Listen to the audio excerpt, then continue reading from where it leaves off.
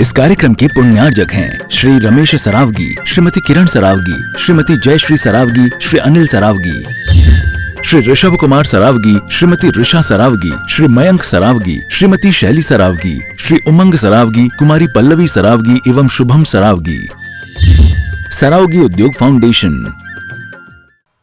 अत्यंत शुभ घड़ी के शुभ अवसर पर हम विराजमान हैं 1100 क्वार्टर के इस मंदिर जी के भव्य परिसर में, जहां विराजमान है आचार्य विद्यासागर जी महाराज के परम प्रभावक शिष्य मुंडा प्रमाद सागर जी महाराज, जो जगत में जाने जाते हैं गुणायतन प्रणेता, संघ का प्रवर्तक, भावना प्रयोग प्रवर्तक एवं संप्रेक्षक समय के रूप में, जिनके मधुर वाणी सुनकर के हम अपनी शंकाओं के समाधान प्राप्त कर पाते हैं।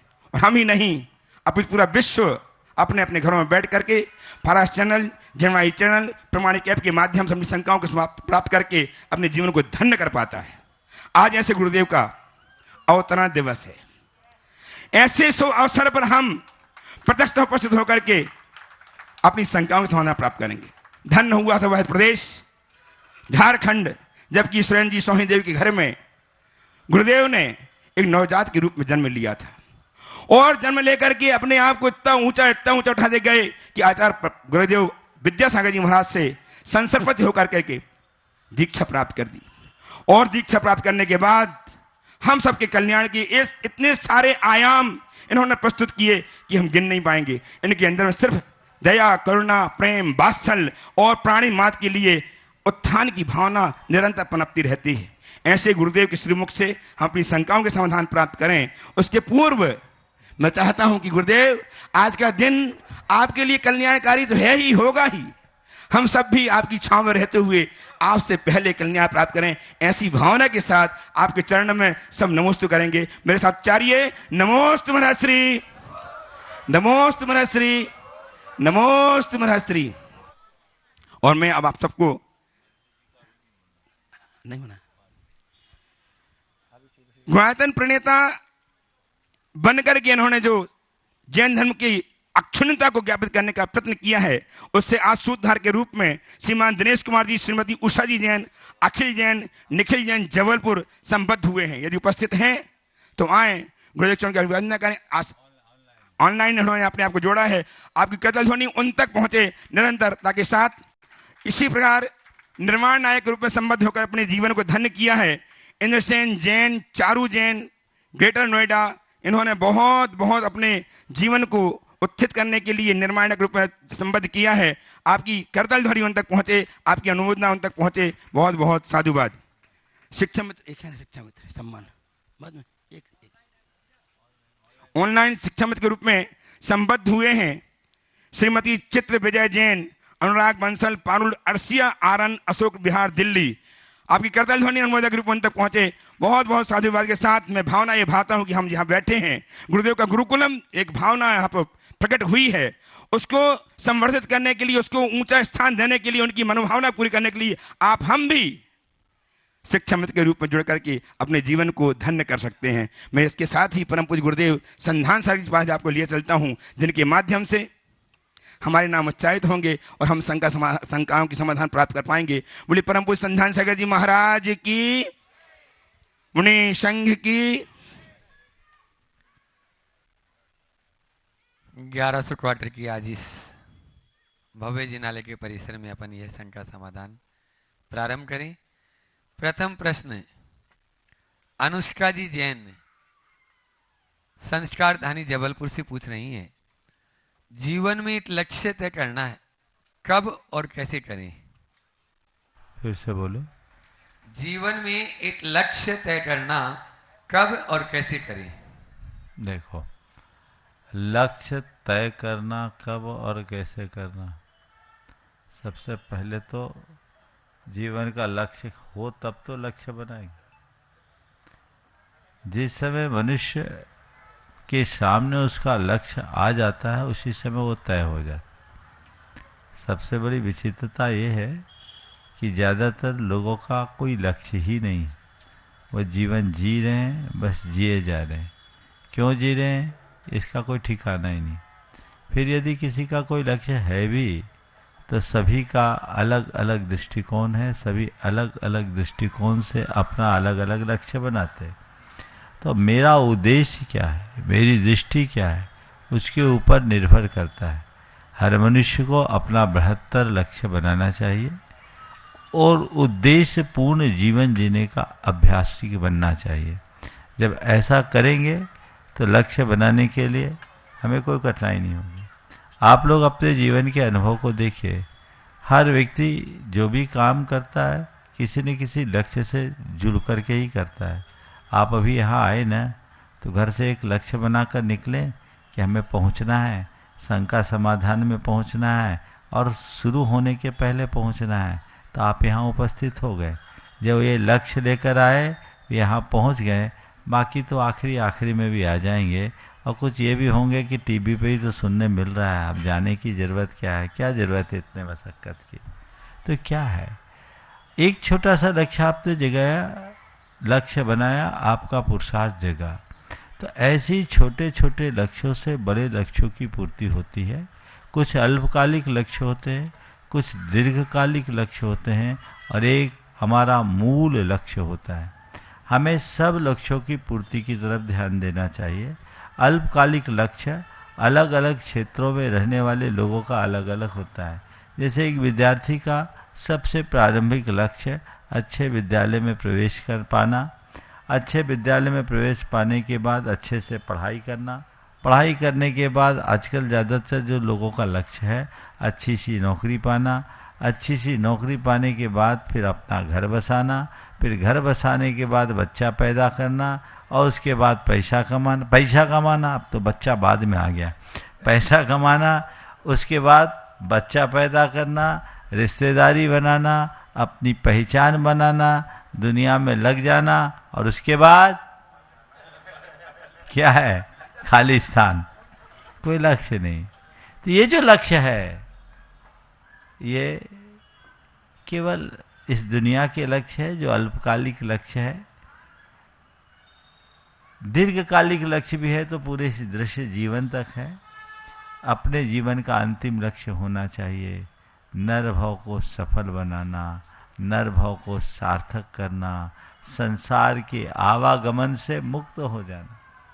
तो जैसे जैसे हम अपने लक्ष्य निर्धारित करते हैं वैसा वैसा पुरुषार्थ जगता है और जैसा जैसा पुरुषार्थ जगता है वैसा वैसा परिणाम निकलता है। एकलव्य जैन दिल्ली से पूछ रहे हैं, भावनाओं को कैसे नियंत्रित करें जब वे बहुत प्रबल हो जाएं? देखिए, भावनाओं के विषय में मैंने अनेक बार मार्गदर्शन दिया है। लोग प्रायः अपनी भावनाओं को रोकने की कोशिश करते हैं, भावनाओं से जूझते हैं, भावनाओं से लड़ते हैं। भावनाओं से लड़िए मत, भावनाओं को मारिए मत, भावनाओं को बदलिए, भावनाओं को मोड़िए। भावनाओं को बदला जा सकता है, भावनाओं को आसानी से मोड़ा जा सकता है और भावनाओं के बदलते ही, मोड़ते ही जीवन की दिशा और दशा सब परिवर्तित हो जाती है। तो जब भी कुछ हो, जैसे आपके मन में एक बड़ा भावनात्मक वेग आ रहा है, मान लीजिए क्रोध की ही एक भावना है, वेग है, तीव्र वेग। अब आप उस समय क्रोध को काबू करने की कोशिश करेंगे तो हो सकता है क्रोध और बेकाबू हो जाए।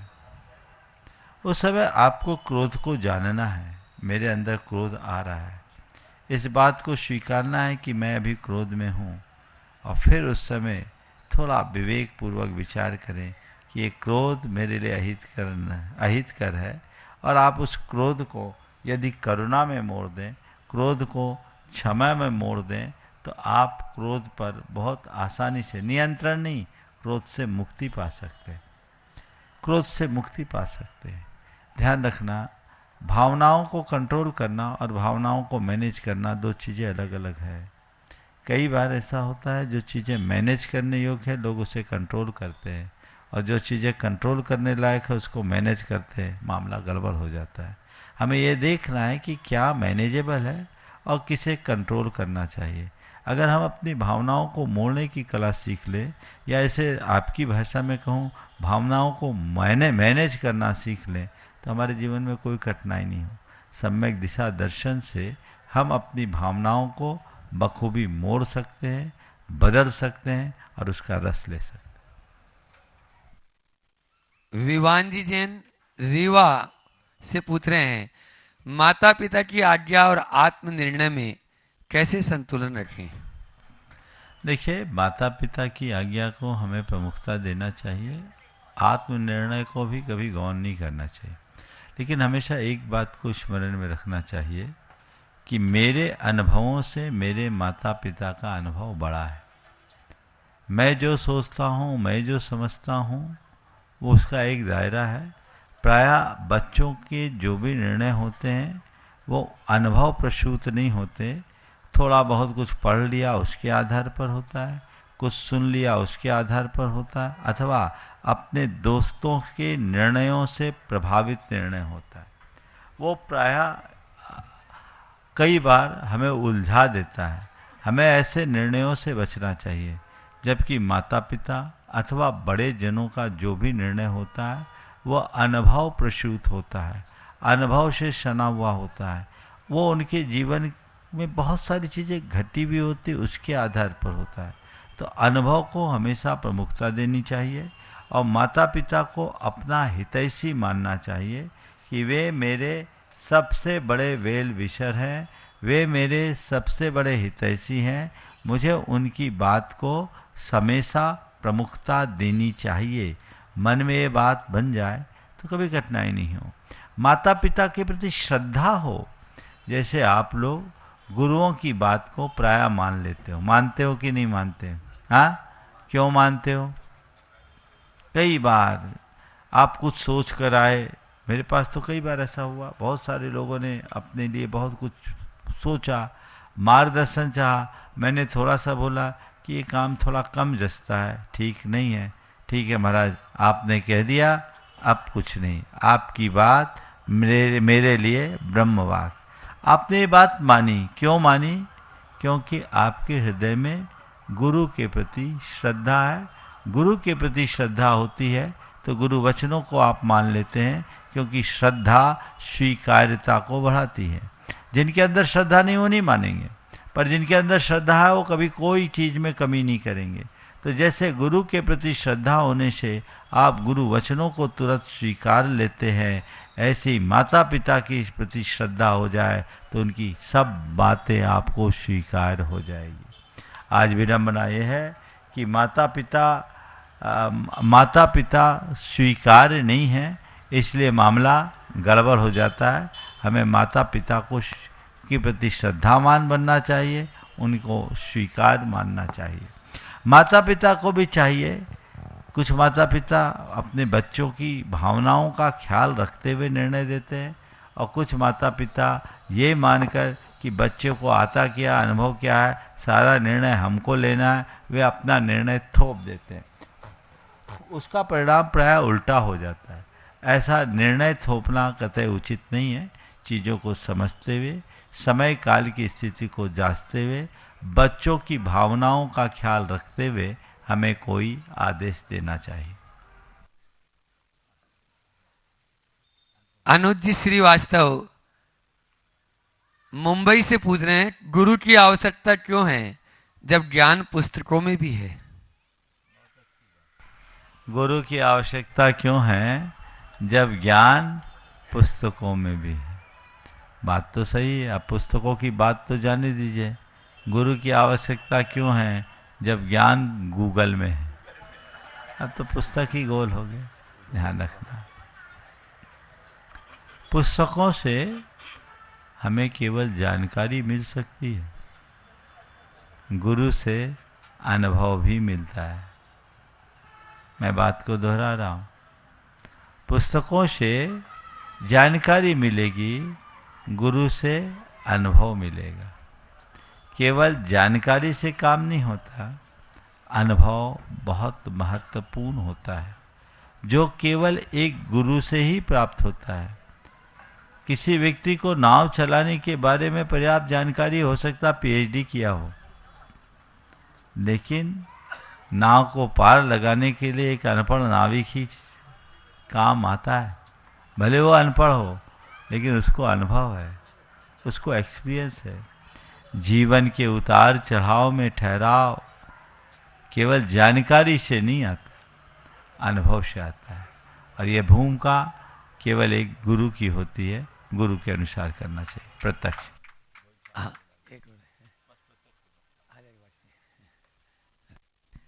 चलो, हाँ, अपने बीच में आज जस्टिस अभय जी गोयल यहाँ पर उपस्थित है और मैं चाहूंगा एक बार जोरदार तालियों से उनका स्वागत अभिनंदन करें और वे अपना प्रश्न गुरु चरणों में करें। माइक वहां तक पहुंचाएं। उसके बाद में तैयार रहेंगे बासा से पारस जी जैन, शिरोमणि संरक्षक गुणायतन, अपने पूरे परिवार के साथ में। गुरु चरण, हेलो माइक चालू करके दें। हेलो जी। गुरु चरणों में बारंबार नमस्कार, समस्त संघ के चरणों में नमोस्तु। गुरुदेव, आज आपका अवतरण दिवस है। इस अवसर पर मैं आपको सत सत नमन करता हूँ, कोटिशा बधाई देता हूँ और संपूर्ण समाज की ओर से ये भावना भाता हूँ कि आप सतायु हो, आप स्वस्थ रहें और आपके साधना का मार्ग निरंतर उत्तरोत्तर वृद्धि की ओर बढ़ता रहे। गुरुदेव, मेरा जो आज का प्रश्न है, हो सकता है उसका कई बार उत्तर आपके द्वारा आया हो, किंतु मेरा ऐसा मानना है कि उस पर बार बार चिंतन, उस पर बार बार जोर देना और युवा पीढ़ी को बार बार उद्वेलित करना बहुत ज़रूरी है। आज सब जैन समाज, संपूर्ण देश का जैन समाज एक उद्वेलित हो रहा है, बहुत समस्याओं से जूझ रहा है। जनसंख्या की समस्या है, पीढ़ी के डिफरेंस की समस्या है और पलायन की समस्या है। तो इस पर बार बार आपका उद्बोधन, बार बार मार्गदर्शन बहुत आवश्यक है, ऐसा मेरा मानना है। तो इस पर आप अपने इस युवा पीढ़ी को कि कैसे ये हमारी जनसंख्या का एक द्वंद्व चल रहा है। भारत सरकार तो चाहती है कि जनसंख्या नियंत्रित हो, किंतु हम जनसंख्या नियंत्रित करके अपने को पीछे धकेल रहे हैं, पीछे जा रहे हैं और हमारा एक राजनीतिक पतन भी हो रहा है। हम पिछड़ रहे हैं राजनीतिक रूप से। इस संबंध में चाहता हूं कि पुनः आपका मार्गदर्शन हमें प्राप्त हो। जस्टिस साहब ने बहुत ही गंभीर मुद्दा यहाँ उपस्थित किया है। पहले तो मैं चाहूँगा एक बार गोहिल साहब का सभी लोग जोरदार करतल ध्वनि से अभिनंदन करें। आपने जो मुद्दा उठाया है बिल्कुल सही। ये मुद्दा समय समय पर उठते रहना चाहिए। जनसंख्या से केवल हमारे राजनीतिक वर्चस्व की ही बात नहीं है, अब तो हमारे अस्तित्व का सवाल आ गया है। अभी हम बहुत थोड़े से लोग हैं। सेंसस के अनुसार 44.46 लाख हैं, कोई ज़्यादा संख्या नहीं है। और जिस तरह से हमारी टोटल फर्टिलिटी रेट है TFR, उसके हिसाब से तो हम बहुत पीछे हैं। और यदि यही रफ्तार रही तो आने वाले 50 साल बाद हमारी स्थिति क्या होगी? जैन समाज एक विलुप्त समाज के रूप में आ जाएगी। जैन धर्म एक विलुप्त प्राय धर्म बन जाएगा। जैनों की स्थिति वही बन जाएगी जो आज पारसियों की है, नाम मात्र रह गए। तो फिर हमारा क्या होगा? हमारा धर्म, हमारी संस्कृति, हमारी परंपरा और इतनी समृद्ध विरासत, इसका क्या होगा? तो हमें चाहिए कि पंचम काल के आखिरी समय तक जैन धर्म के प्रवाह को आगे बढ़ाना है, तो जैनों को आगे बढ़ाने की कोशिश करें। संतति के अभाव में संस्कृति का विकास नहीं होता। हमारी संस्कृति तभी तक पुष्ट होती रहेगी जब तक संतति होगी। तो संतति को बढ़ाना आप सबकी जिम्मेदारी है। मैं सभी युवाओं से इस पर विशेष रूप से कहूँगा, तुम बहुत भाग्यशाली हो कि तुम्हें एक ऐसे परंपरा में जन्म लेने का सौभाग्य मिला जहाँ पीढ़ियों से अहिंसा के संस्कार हैं। पीढ़ियों से वो संस्कार तुम्हें मिले, आने वाली पीढ़ियों को भी मिले। वो जिम्मेदारी तुम्हारी है। वो तब होगा जब वंश की बेल अच्छुन्न बनी रहेगी। ये जिम्मेदारी सभी युवाओं की है। हमें अपने धर्म, अपनी संस्कृति के विकास के लिए आगे बढ़ाना चाहिए। जैनों को जैन धर्म को तभी सुरक्षित रख पाएंगे जब हम जैनों को सुरक्षित रख पाएंगे। जब तक जैन है तभी तक जैन धर्म है। और जैन के लिए एक तो उपाय है, जैन बढ़ाएं, वो बढ़ाने की व्यवस्था आपके पास है ना, आप बढ़ाइए। दूसरा, जैन बनाए, बनाने का काम हम लोग कर रहे हैं। जन्म से कोई जैन हो या ना हो, कर्म से जैन हो। जिसके अंदर अहिंसा और वीतरागता के प्रति आस्था हो गई, नाम भले उसका कोई हो पर वह व्यक्ति जैन है, और हमें उसे गले लगाने का भाव रखना चाहिए। जैन बनाने का लक्ष्य होना चाहिए। विचारों से जैन, टाइटल में जैन हो तभी वो जैन होगा, ये भ्रम है। भाव और विचारों में जैन होगा तब पक्का जैन होगा, ये यथार्थ है। हमें उन्हें आगे बढ़ाना चाहिए। मैं तो इस दिशा में काम कर रहा हूँ और हमें इसी कंसेप्ट के साथ काम करने की ज़रूरत है। समग्र जैन समाज को इस चातुर्मास में मैं अपना संदेश चातुर्मास की स्थापना के दिन दूंगा, जो आने वाले दिनों का विजन है, जो परम पूज्य गुरुदेव से हमने बहुत सारे मार्गदर्शन लिए थे नेमावर में। अब हमने उन सब को क्रियान्वित करना शुरू कर दिया है। गुरुकुलम उसकी ही एक महत्वपूर्ण कड़ी है। हमें इन सब बातों को ध्यान रखना है। समाज के दीर्घकालिक हितों की उपेक्षा करके हम अपनी धर्म, अपनी परंपरा, अपनी संस्कृति को कतई सुरक्षित नहीं रख पाएंगे। तो ये जिम्मेदारी सबकी बनती है कि हम अपनी संस्कृति के सर्वतोमुखी विकास और दीर्घकालिक रक्षा के लिए अपनी तत्परता दिखाएं, आगे बढ़ें। हम तभी कुछ कर पाएंगे, अन्यथा सब कुछ तहस नहस हो जाएगा। आपने जो दूसरा सवाल किया, युवा पीढ़ी का पलायन, युवा पीढ़ी का पलायन, ये एक बहुत बड़ी समस्या है।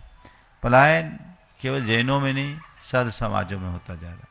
मुझे एक बड़ी चिंतित करता है ये पूरा प्रकरण। मैं देख रहा हूँ कि आज की जो व्यवस्था है, घरों में अब केवल सीनियर सिटीजन ही दिखते हैं। बड़ा बड़ा घर है, 5-5, 10-10 हजार वर्ग फुट का बंगला, रहने वाले 2 वृद्ध दंपति, कई में तो एक ही है ना। यहाँ भी कई होंगे जिनमें एक ही है, जिनके बच्चे बाहर हैं। अरेरा कॉलोनी तो भरी पड़ी है, पूरा भोपाल अरेरा कॉलोनी है। मुझे तो ये तक मालूम पड़ा कि कई ऐसे हुए जिनके अवसान के बाद दाग लगाने में 2 दिन बच्चों की प्रतीक्षा करनी पड़ी। विदेश में बच्चे रह रहे हैं, यहाँ वो अकेले थे, क्या करें। और ये केवल अब छोटे गांवों में नहीं रहा, छोटे शहरों में नहीं रहा, भोपाल तो राजधानी है। भोपाल, इंदौर और जयपुर को भी मैंने निकटता से देखा है। घरों में केवल अब सीनियर सिटीजन दिख रहे हैं। हमारे समाज की युवा पीढ़ी चंद शहरों में सिमट के रह रही है और विदेशों में जा रही है। भला हो ट्रंप का जिसने रोक लगा दी। सरकारों को इस पर विचार करना चाहिए। सर्व समाज के संभ्रांत वर्ग के लोग अब घरों में कम हैं। आप घूम लीजिए, क्या आजू बाजू नजर दौड़ा लीजिए, घरों में कौन दिख रहा है। सबके मकान खाली हैं। कईयों के तो ये हाल है कि सफाई करने की भी व्यवस्था उनके पास नहीं। किस काम का। इसके लिए हमें 4 स्तर पर काम करना चाहिए। पहला काम कि बच्चों को व्यापार के प्रति उत्साहित करना चाहिए।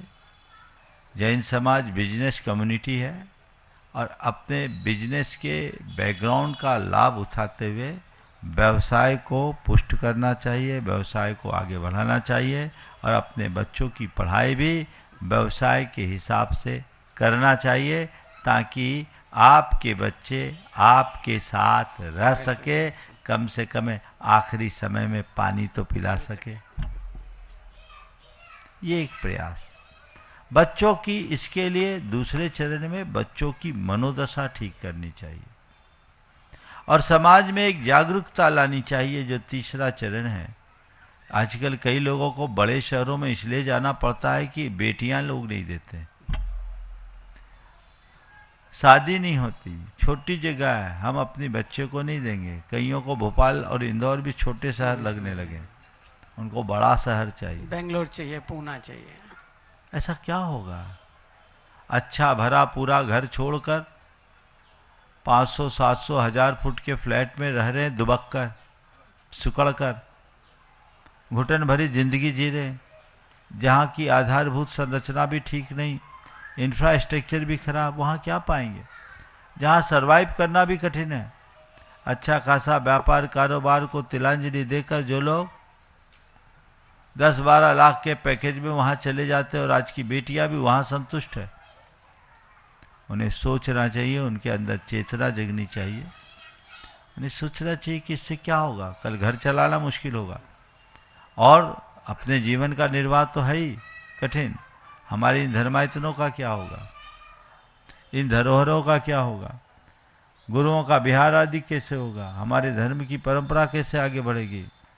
समाज का संभ्रांत वर्ग अगर कुछ शहरों में सिमट कर रह जाएगा तो पूरे देश में एक महान असंतुलन उत्पन्न होगा, जो घोर सामाजिक विरोध का, विरोध नहीं विद्रोह का कारण बन सकता है, जो बहुत बड़े खतरे का लक्षण है। इस पर सबको गंभीरता से विचार करना चाहिए। तो इसके लिए एक जनमत पैदा करना चाहिए कि अब ये बड़े छोटे घर की बात न, गांव की बात न करे, अच्छे भले वर की बात करे।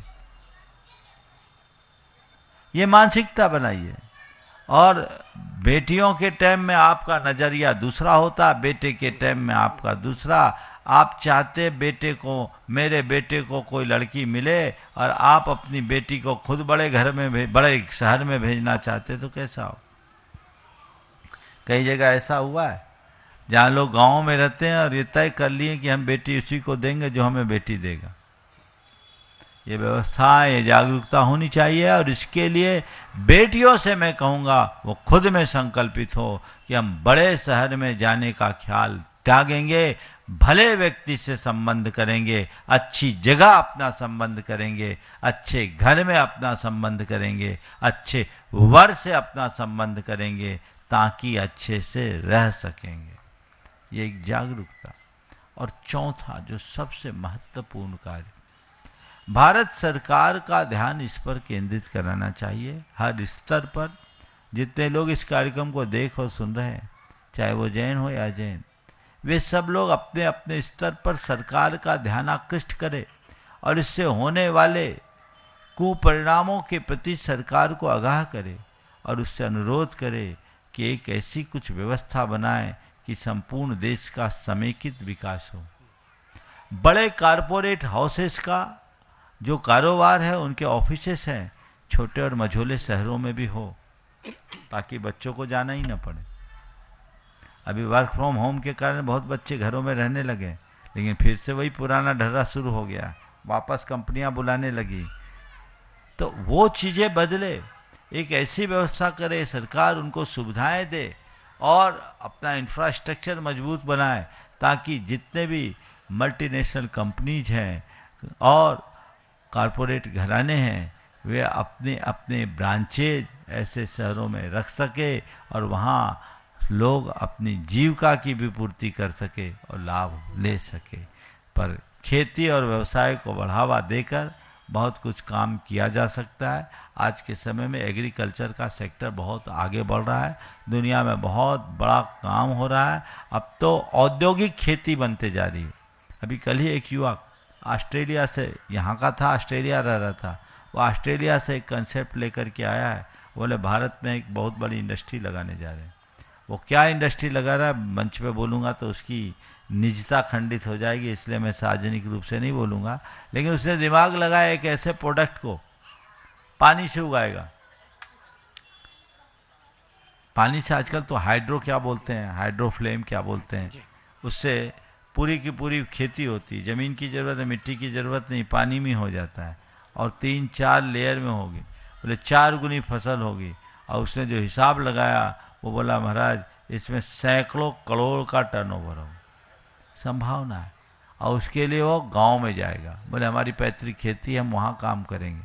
तो मैं आज के युवाओं से कहना चाहता हूँ संभावनाएं अनंत है।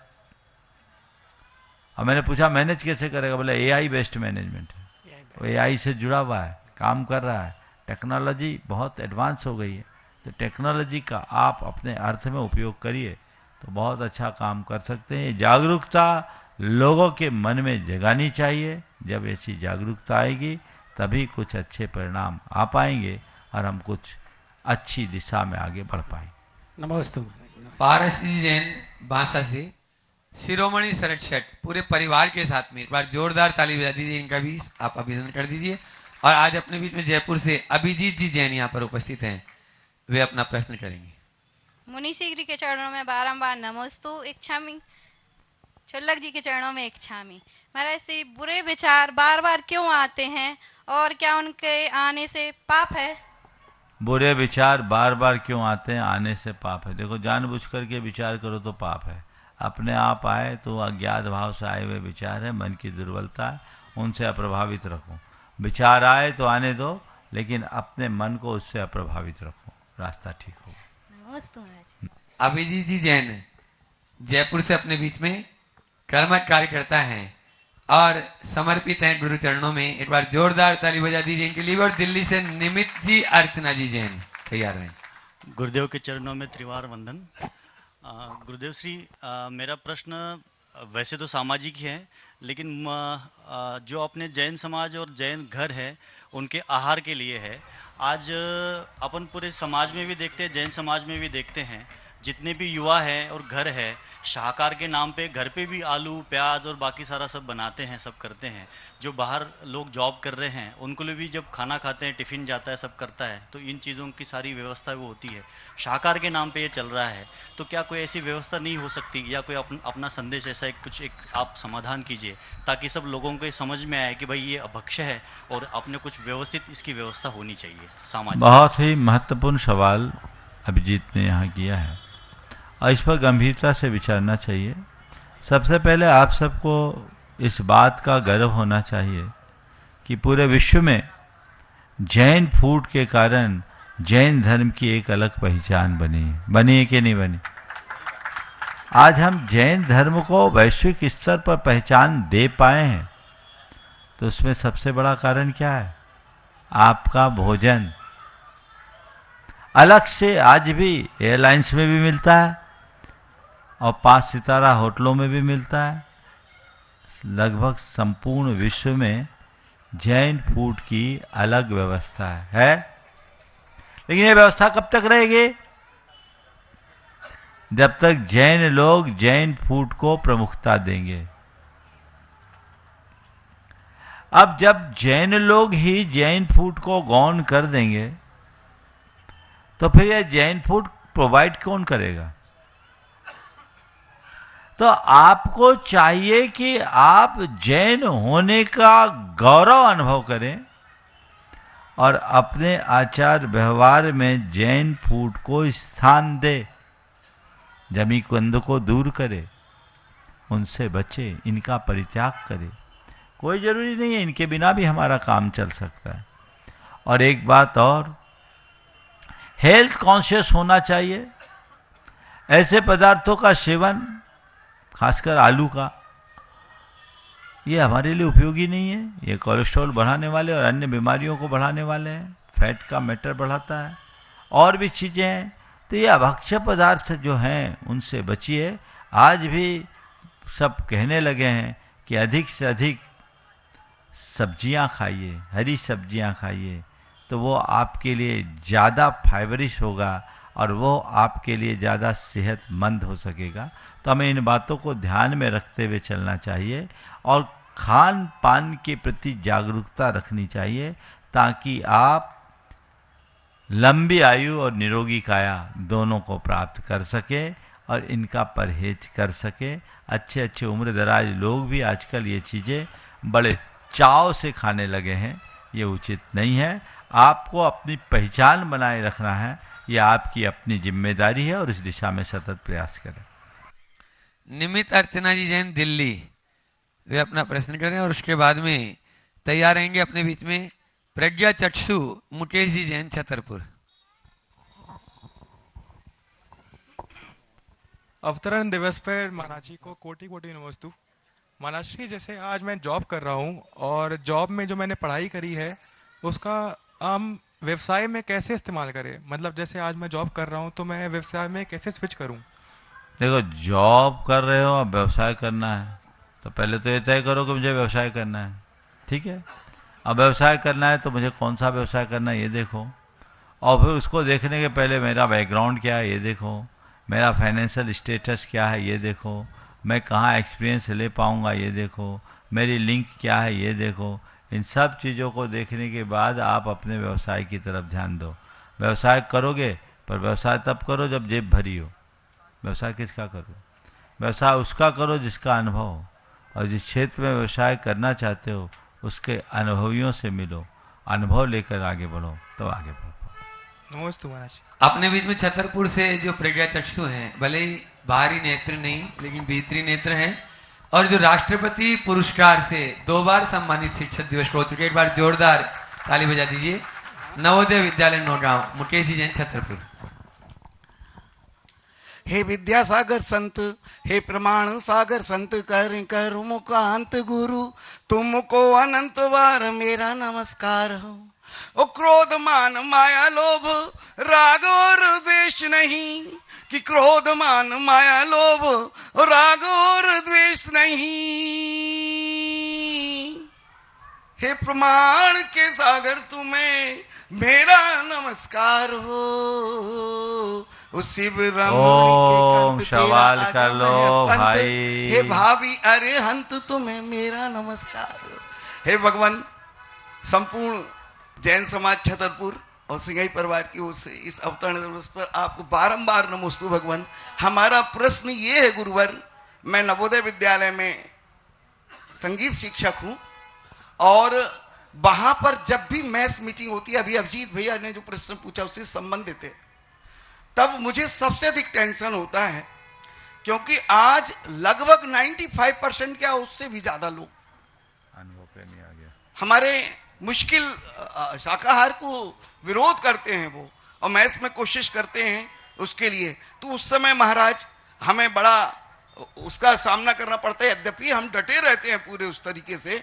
और हमारे स्कूल में कभी मैस में हम लोगों ने शाकाहार के अलावा वो नहीं करा। तो गुरुवार मैं शिक्षक हूँ और मुझे कैसे सहायता में देखिए, आपको चाहिए कि आप अपने अधिकारों के दायरे में रहते हुए जितना बन सके शाकाहार के लिए प्रोत्साहित करते रहिए, और ये सुनिश्चित कीजिए कि कम से कम जो शाकाहारी हैं उन्हें शुद्ध शाकाहारी भोजन मिल सके। गुरुवर नमोस्तु गुरुवर। गुरुवर, मैं दृष्टिविहीन हूँ, मुझे कैसे करना चाहिए थोड़ा सा मेरे लिए, कि मैं और क्या क्या करूँ ताकि मेरे धर्म का और मैं आप अभी जो कर रहे हैं बेहतर कर रहे हैं, ऐसे ही करते रहिए। नमोस्तु भगवान। और मैं आवाज दे रहा हूं अब मंजू जी सेठी अपने बीच में यहाँ पर उपस्थित हैं, जयपुर से नितिन मंजू जी सेठी, नितिन वंशिका मंजू जी सेठी, एक बार जोरदार, और विवान सेठी, एक बार जोरदार ताली बजा दीजिए, जो आज गुरुकुल गौरव की उपाधि से आज सम्मानित हुए हैं। एक बार जोरदार ताली, जिन्होंने आज अवतरण दिवस पर श्री विद्या प्रमाण गुरुकुल से यहाँ, और उनके सम्मान के लिए मैं आमंत्रित कर रहा हूं। उनका नाम अजय जी जैन को, सुबोध जी, अनुभव जी सराफ और प्रेमी जी, श्री विद्या प्रमाण गुरुकुल के सभी पदाधिकारी, श्रीमान श्रीमती मंजू देवी जो गुणायतन ट्रस्टी भी हैं, श्रीमान सुशील कुमार जी की स्मृति में नीरज जी, कर्णिका जी सेठी कासवी, नितिन जी वर्षिका, रिवान सेठी परिवार नेमी नगर जयपुर, एक बार जोरदार ताली बजा दीजिए। वे इनका प्रतीक चिन्ह देते हुए सम्मान भी कर रहे हैं और वे अपना प्रश्न करेंगे। और आज ये प्रथम गुरुकुल गौरव बने हैं, अभी तो और भी बनेंगे, आप लोग भी बन सकते हैं आज। हाँ, और जिन्होंने बहुत ही अच्छा, एक बार जोरदार ताली बजा दीजिए। इनकी शुरू से वहां से चले तभी भाव लेके चले कि गुरु चरणों में हम जा रहे हैं। तो श्री विद्या प्रमाण महिला सम्मान में अंजू जी गुड़गांव।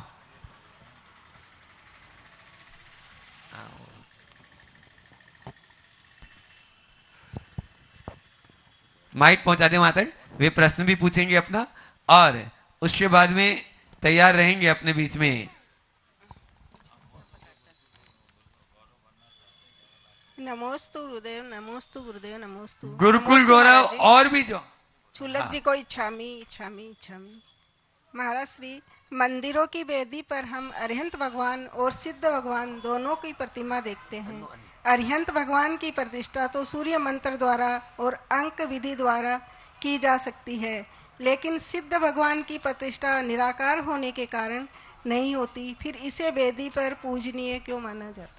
देखिए, शास्त्रों में अरहंत प्रतिमा और सिद्ध प्रतिमा दोनों का विधान है, और अरहंत प्रतिमा और सिद्ध प्रतिमा की दोनों की प्रतिष्ठा की विधि, दोनों में प्रतिमा होती है, साकार होती है। अंतर केवल इतना होता है कि अरहंत प्रतिमा अष्ट प्रातिहार संयुक्त होती है, जबकि सिद्ध प्रतिमा प्रातिहार रहित होती है। समझ गए? अरहंत प्रतिमा प्रातिहार सहित और सिद्ध प्रतिमा प्रातिहार रहित। यानी अरहंत प्रतिमा में चिन्ह अंकित होंगे, सिद्ध प्रतिमा में चिन्ह अंकित नहीं होते। कई जगह आपने देखा होगा उसमें लिखा होगा सिद्ध। तो ये अरहंत सिद्ध की प्रतिमा का शास्त्रीय विधान है। आप लोग जो वेदियों में सिद्ध प्रतिमा के नाम से प्रतिमा रखते हो, वो सिद्ध प्रतिमा नहीं है, वह सिद्ध आकृति है। सिद्ध आकृति, समझ गए? तो सिद्ध आकृति में केवल आकृति है, उसकी मात्र शुद्धि होती है, प्रतिष्ठा नहीं। तो शुद्धि होने से वो वेदी में रखने योग्य हो जाती है, उससे हमें निराकार सिद्ध परमात्मा की स्मृति आ जाती है। इसके अलावा और कुछ नहीं। नमोस्तु। मैं चाहूँगा इस परिवार का जोरदार अभिनंदन करें। मुझसे अनुभव वगैरह बोल रहे थे, आ जाओ सामने, आ जाओ अनुभव।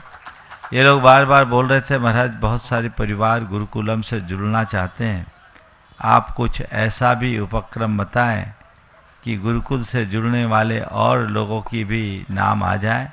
मैं सोच रहा था ये व्यवस्था चातुर्मास से करूं, और मैंने कुछ लोगों के लिए कुछ ऐसी व्यवस्था सोची है जिससे हर परिवार, हर घर गुरुकुल से किसी न किसी रूप में जुड़ सकता है। सोचा तो था कि चातुर्मास के स्थापना के दिन ये सारा मार्गदर्शन दो, लेकिन आज मंगलाचरण मंजू जी ने कर दिया। इनका कल ये आई थी मेरे पास और इन्होंने कहा महाराज जी हमने सुना है कि गुरुकुलम बन रहा है, हमें इसमें अपना योगदान देना है, आप कुछ बताइए हमें क्या देना है। तो मेरे मन में आया कि इसकी शुरुआत हो, और वो शुरुआत गुरुकुल गौरव से हो। और आज ये गुरुकुल गौरव में पहली गुरुकुल गौरव बनने का श्रेय प्राप्त की है। ऐसे गुरुकुल गौरव के अलावा अन्य भी योजनाएं हैं जो अब अभी नहीं, मैं समय पर बताऊंगा, लेकिन मैं ज़रूर चाहूँगा कि ये गुरुकुलम एक बहुत श्रेष्ठ उपक्रम है। इसके पीछे बड़ी उदात्त दृष्टि है, व्यापक दृष्टिकोण से इसे क्रियान्वित किया जा रहा है। हमारा जो इसके साथ सोच है वो बहुत आगे का है। हमने ये सोचा है कि अभी 180 बच्चे तो आए हैं, ये बच्चों की संख्या हर साल बढ़ेगी। प्रति वर्ष अगले साल से 30 बच्चे हर साल और बढ़ेंगे, और इन बच्चों को बहुत अच्छी शिक्षा संस्कार के साथ देकर इन्हें बहुत आगे बढ़ाने की भावना है। ये बच्चे आगे दुनिया में कहीं भी जाकर देश विदेश में पढ़ना हो तो पढ़े, कैम्ब्रिज और हार्वर्ड में भी पढ़ना हो तो इन बच्चों को अवसर मिले, और गुरुकुलम के माध्यम से गुणायतन उन्हें हर प्रकार का सहयोग दे। आज ये आप सबके लिए बड़े गौरव का विषय है कि इतनी उत्तम शिक्षा पूरी तरह स्कॉलरशिप बेस्ड है। एक पैसा किसी बच्चे से नहीं लिया जा रहा है।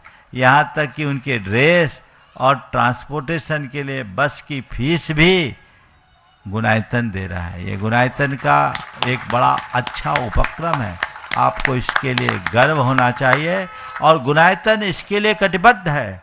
गुणायतन ने पिछले साल इंदौर चातुर्मास में 17 नवंबर को अपने अधिवेशन में संकल्प पारित किया है कि अब हमें शिक्षा के क्षेत्र में राष्ट्रीय स्तर पर बृहत्तर कार्य करना है। तो इसके लिए गुरुकुल गौरव बनने का सौभाग्य आपको है। और भी हैं जो 4-5 स्तर से लोगों को जोड़ा जाएगा। इसकी राशि अभी आप सबको बता दी जाएगी। आप सब इससे जुड़िए, हर परिवार जुड़ना चाहिए। अभी पहला गुरुकुलम भोपाल में खुला है और हमें ऐसे अनेक गुरुकुलों की इच्छा है, भावना है, और भी आगे आने वाले हैं। इंदौर में इसकी पूरी तैयारी चल रही है और भी कई जगह लोग ऐसी भावनाएं रख रहे हैं। मैं देश भर के लोगों से कहूँगा जो इस तरह के उपक्रम में आगे आना चाहते हैं, जिनकी इच्छा है कि इस तरह के कार्य को आगे बढ़ाया जाए, वे आगे आए। और जहाँ भी रहेंगे गुणायतन के लोग पूरे देश में हैं, वे वहाँ उसका संचालन करेंगे। यहाँ के संपूर्ण गुरुकुलम का संचालन गुणायतन परिवार आचार्य विद्यासागर प्रबंध विज्ञान संस्थान के सहयोग से भोपाल गुणायतन परिवार के द्वारा संचालित किया जा रहा है। आज ये टीम कुछ चेहरे है, पूरी टीम, पूरा भोपाल बहुत बड़ा एक संकाय है। कुछ चेहरे आगे आकर के काम करते हैं, अभी और भी हैं। सब जो भी इसमें सहयोग देना चाहते हैं जरूर दे। इसके लिए आगे आने की सबकी इच्छा होनी चाहिए। दूसरी बात इसके साथ मैं और कर दूं, परसों परम पूज्य गुरुदेव का दीक्षा 30 तारीख को गुरुदेव का दीक्षा दिवस हम सबको भव्याति भव्य तरीके से यहाँ पर संपन्न करना है। और उससे पहले रविवार है, तो रविवार को यहाँ एक विशिष्ट सभा 1100 क्वार्टर की कमेटी ने बहुत बढ़िया तैयारी की है। खासकर मनोज भाई बहुत उत्साहित होकर इस कार्य को अंजाम दे रहे हैं। और उस 29 और 30 तारीख के कार्यक्रम में भी आप सबको बढ़ चढ़ कर के हिस्सा लेना है। और बंधुओं, इस बार जो आपने सोचा नहीं था वो हो रहा है। बोलो, हो रहा है कि नहीं हो रहा है? क्या बोल रहा हूँ मैं, आप समझ गए मैं क्या बोलना चाह रहा हूँ? क्या थोड़ा और जोर से। चातुर्मास। ये मौका आपको बाई चांस मिल गया, और यह भी एकमात्र गुरुकुलम के निमित्त से। तो आप लोगों को चाहिए कि उसके लिए भी अपना पूर्ण उत्साह बनाकर रखे, उमंग और उल्लास के साथ जुड़े और उस उपक्रम को ऐसे साकार करे कि विश्व में एक मिसाल बन सके। ये पहला गुरुकुलम भोपाल वासियों के भाग्य से भोपाल में है, तो ये मुझे पूरा विश्वास है कि भोपाल को एक नई पहचान देगा। आने वाले 13 तारीख को चातुर्मास की स्थापना, यद्यपि मैंने अभी तक तय नहीं किया है कि कहाँ करना है। 29 तारीख को हम इसके बारे में कहेंगे। हालांकि सब लोग अपने अपने आग्रह कर रहे हैं और गुरुकुलम वाले गुरुकुलम का भी आग्रह कर रहे हैं। हम समय पर इसका निर्णय लेंगे, लेकिन इतना तो तय हो ही गया है कि चातुर्मास अब भोपाल वालों को तय करना है कि चातुर्मास में क्या करना है। समझ गए? और आपको ये भी पता है हमारे चातुर्मास में पिछले साल से हमने एक ही कलश की व्यवस्था रखी है। और आपको ये भी पता है कि हमारे पास बोलियां कुछ नहीं होती, पर लोग अपने आप बोल देते हैं। पिछले चातुर्मास में एक मुख्य यजमान थे और 9 रत्न थे, जिनने पूरा चातुर्मास सानंद संपन्न कर दिया। भोपाल वालों के लिए भी मैं ये संदेश देना चाहता हूँ, अभी से संपर्क कर ले। कई लोगों ने अपने भाव तो पहले से व्यक्त कर दिए, लेकिन आज सार्वजनिक रूप से मैं इसलिए कह रहा हूँ, कहीं ऐसा ना हो कि आपकी बात मन की मन में रह जाए। ये सुअवसर है, योग से चौमासा तुम्हें मिल गया, 1995 में चतुर्मास हुआ था चौक में, और 99 में हुआ था भोजपुर में, है ना। भोजपुर को भी भोपाल मान लो तो 2 हुआ। अब 25 साल बाद, 26 साल बाद मौका आप लोगों को मिल रहा है, और ये अनायास। तो आपको चाहिए कि ये तय करना है कि इस चातुर्मास में मैं कहाँ हूँ, मेरा क्या है। जिसको भी जो योगदान देना है वह सब चीज़ें मैं विस्तार से इन सब के बारे में रविवार को सोचूंगा, रविवार को कहूँगा। इस बार हमने कुछ और प्रारूप सोचा है, और ये सब गुरुकुलम के निर्माण में एक महत्वपूर्ण कड़ी बनेगी। इसलिए आप सबको तन मन धन से इसमें समर्पित होकर के आगे बढ़ना चाहिए। आज मंजू जी, जो नितिन जी की मातेश्वरी है, इनने मंगलाचरण किया है। मुझे पूरा विश्वास है कि गुरुकुलम जिस रूप में आप लोग देखना चाहते हैं उससे कहीं अच्छे स्वरूप को प्राप्त करेगा। सभी लोग इसी भाव भूमिका के साथ आगे बढ़ाएं। और आप भी आज हाँ, अगला प्रश्न सुनील जी पब्लिशर्स, लाल जाटी अपने बीच में है, वहां तक माइक पहुंचे जल्दी से। तब तक महाराज जी, हजारीबाग पावन भूमि, जिस भूमि पर नवीन के रूप में एक व्यक्ति का जन्म हुआ और आज वह व्यक्तित्व प्रमाण सागर जी के रूप में पूरे देश को प्रकाशित कर रहा है, ऐसे नवीन से प्रमाण सागर बने, ऐसी पावन भूमि से हजारीबाग से हीरा जी बढ़ नमोस्तु पूछ रही है। वहां आज बहुत अच्छा भी प्रोग्राम भी हुआ है। एक बार वो सभी नमोस्तु बोल रहे हैं और उसके साथ में ही पूछ रही हैं कि महाराज जी, आपकी भाषा में शुभ चिंतक की परिभाषा क्या है? नमोस्तु। क्योंकि आज के जमाने में शुभ चिंतक ऐसे हैं जो आपका शुभ होते ही जिन्हें जो चिंतित हो जाते हैं। मेरी शंका का समाधान करें। बहुत अच्छी बात है, और मैं ऐसे लोगों के प्रति अपनी सहमति जताता हूँ जो हमारे शुभ होते ही चिंतित हो जाते हैं। मैं उनका बहुत धन्यवाद देता हूँ, क्योंकि उनकी चिंता होने से मेरा शुभत्व सुरक्षित हो जाता है।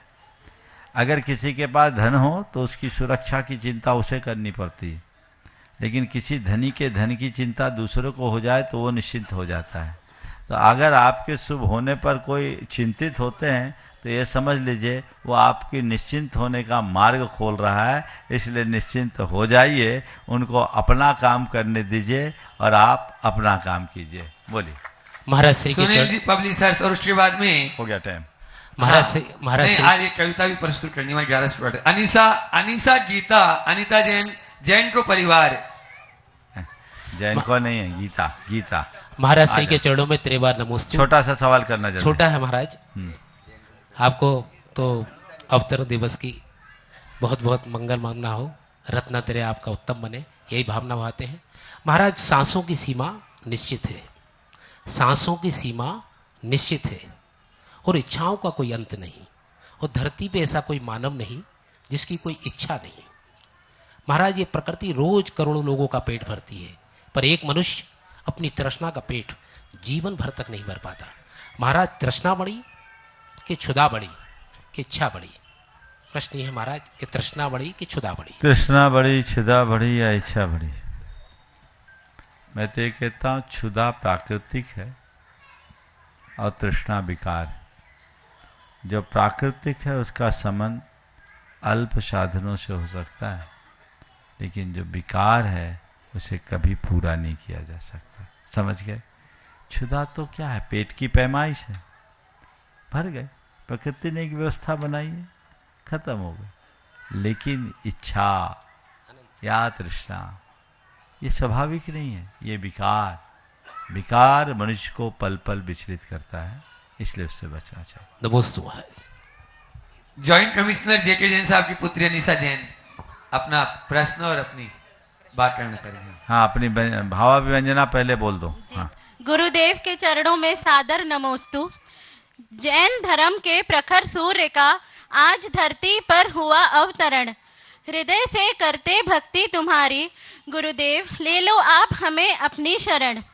आपके मुख से निकली वाणी स्वयं सत्य का प्रमाण है। नन्हे बच्चों के लिए जैन धर्म सहज बना, आप उनमें धार्मिक संस्कारों का करते निर्माण है। गुणायतन तीर्थ प्रणेता, गुरु प्रमाण सागर, भावना योग के हैं प्रवर्तक। अर्थ से परमार्थ तक की जीवन यात्रा सिखाई, बताया जीवन को कैसे बनाए सार्थक। विद्या प्रमाण गुरुकुलम के द्वारा मेधावी छात्रों के जीवन को दे रहे नई दिशा। आपको बारंबार नमस्कार करते हम गुरुदेव, आपके चरणों में नतमस्तक है ये अनीशा। धन्यवाद। जय जिनेंद्र। ओम, बहुत सुंदर। बच्चों को बुलाओ।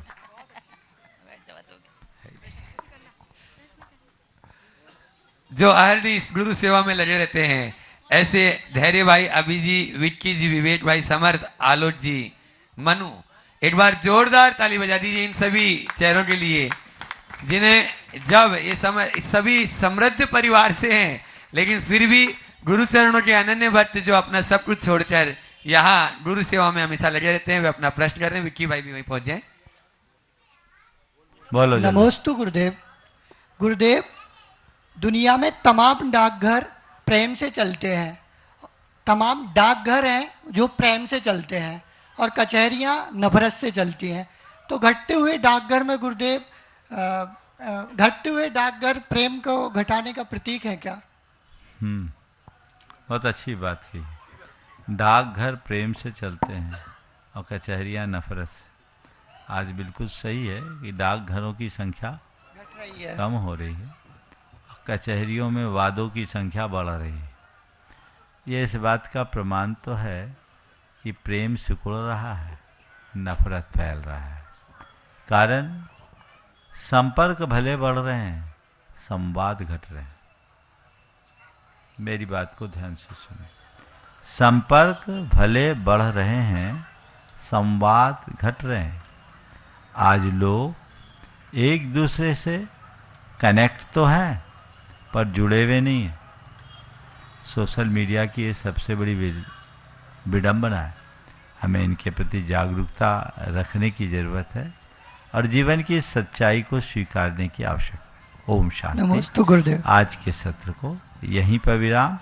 कल प्रातःकाल पुनः 8:30 बजे।